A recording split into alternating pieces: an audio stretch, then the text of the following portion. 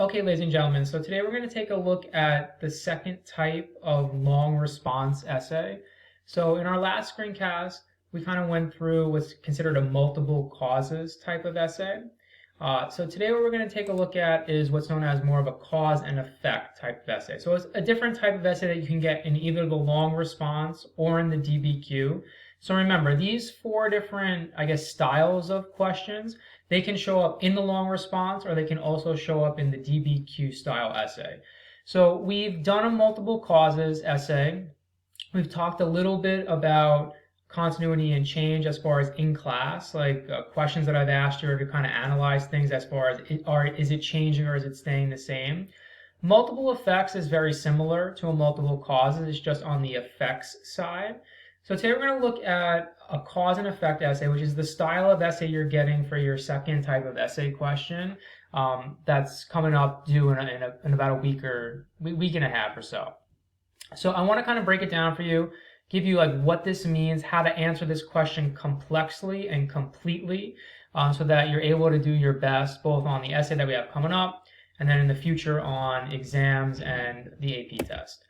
So we're going to look at a sample question. This is some material that we haven't quite learned yet, but I'm really just kind of using it as a sample prompt to kind of break down how to answer this question, how to dissect this question. So most of the AP questions start in a very similar way. They start with something along the lines of evaluate the extent to which. Now, I'm going to kind of read the question, then I'll break it down for you. So this question is evaluate the extent to which debates over slavery in the period from 1830 to 1860 led the United States into the Civil War. So why it's considered a cause and effect question is what they're really kind of saying here is like, to what extent did the debates over slavery, the cause, lead to the Civil War? Really? That's really what they're essentially asking you here. Now, just like with the multiple causes essay, students have a tendency to oversimplify this type of question. So a lot of students, when they see this question, what they change it to in their head, the question is here, evaluate the extent to which the debates over slavery in the period of 1830 to 1860 led to the United States into the Civil War. What a lot of students will do is they'll change it to something much simpler. And in their head, what they think the question states is describe how slavery led to the Civil War.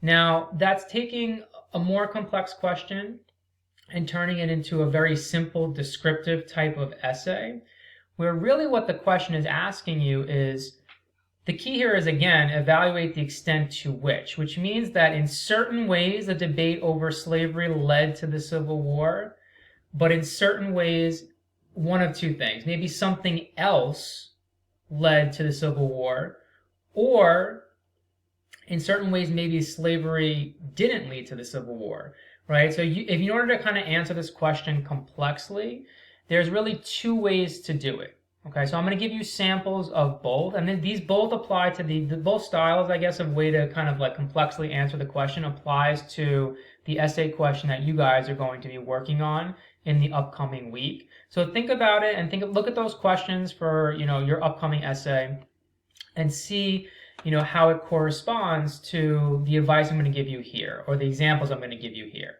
Okay, so the first way, so if you change in your mind to this type of question, it's going to come out with a very basic type of answer, and all you're really going to do throughout the essay is describe how slavery is influencing the Civil War, which absolutely it does. It influences is major cause of the Civil War, but the AP test is always going a little bit deeper than just kind of like the basic descriptive essays, the basic descriptive answers. So the first way to really complexly answer this is to discuss how the debates over slavery led to the Civil War, but how something else also led to the Civil War. Okay, that's a really good way to complexly answer a question like this. You would say, yes, to an extent, this definitely leads to the Civil War, but so did something else, and here is how. So here's how slavery led to it. Here's how something else in addition to slavery also led to the Civil War. So I want to give you guys a sample of this type of way of complexly answering the question. Just like with the multiple causes essay, I think a really good way to do this is to split your thesis into two sentences. Okay, so here's my sample thesis statement. My first sentence here is really explaining how the debates over slavery lead to the Civil War. So it says, westward expansion caused fierce debates over the issue of extending slavery to newly acquired territories and played a prominent role in the Civil War through the Compromise of 1850 and the Kansas-Nebraska Act. So it's giving you how the debates over slavery led specifically to the Civil War, with giving you some specific examples of how it did that. So the first sentence kind of addresses like how the debates over slavery led to this Civil War. The second sentence, though, however, I'm going to talk about how something else led to the Civil War.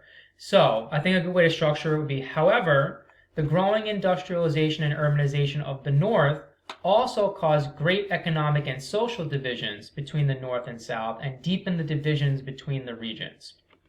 So, you can introduce something additionally that you think also caused, division within the country or led to the Civil War, increased sectionalism, right? So like I said, we haven't learned this topic yet, but basically the concept to get here is one way to do this complexly is to explain how whatever they state in the question leads to, in this case, the Civil War, but how something else also influences this or also, caused this to happen, okay? Because that's showing that you're thinking about it in a very complex way. So that's one way to achieve this. The second way to achieve this is to look at it slightly differently. So if you look at this thesis, again, it's a two-sentence thesis. So the first sentence, westward expansion caused fierce debates over the issue of extending slavery to newly acquired territories and played a prominent role in the Civil War by dividing the nation politically through the Compromise of 1850 and the Kansas-Nebraska Act. So the first sentence is very similar to the first sentence from the last sample. Where you see kind of a difference here would be in the second sentence. So the second sentence here says, however, slavery also unified the North and South economically because New England manufacturing relied on Southern cotton production and combined accounted for a majority of American economic output. So what this thesis statement is doing is saying, yes, in certain ways, the debates over slavery or slavery divided the country and led to the Civil War. But they're kind of saying in the second sentence that slavery actually also unifies the North and the South. So discussions and debates over slavery are not only a dividing factor, but in certain ways, it brings the country together. So that's another way of kind of complexly answering this question. You could say, well, in certain ways, this cause, led to this effect. But in other ways, it does not. And here's how it didn't. Okay, so I think for your two questions that you have, one is about partisanship, in the early Republic period, and one is about neutrality. I think you can kind of take these questions in either direction, depending on which one you choose. You can try and complexly answer it like this by saying that certain things, let's say, for example, with partisanship, that partisanship did lead to division, but maybe you also think something else led to division within the country. So you can try and answer it this way. Or you could say, partisanship led to division in this respect, but in certain ways it actually brought people together, and this is how. Or it didn't lead to division, it led to something else. Okay?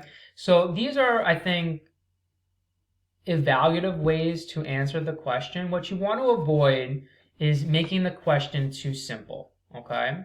So you have to acknowledge from your thesis statement throughout the essay that you're not turning the question into just like a basic describe how X led to Y. Because the key here is the evaluate the extent to which. The question implies that in certain ways it might have led to the Civil War in this case, but maybe something else led to the Civil War too. Or maybe in certain ways, slavery linked the North and the South, or linked the, East and the West together, depending on how you kind of look at the question, okay? So those are kind of like some of my tips for this type of essay question that you guys are going to be working on in the upcoming weeks. As always, feel free if you have any questions for me to kind of address them in class. All right, I will see you guys back in class soon.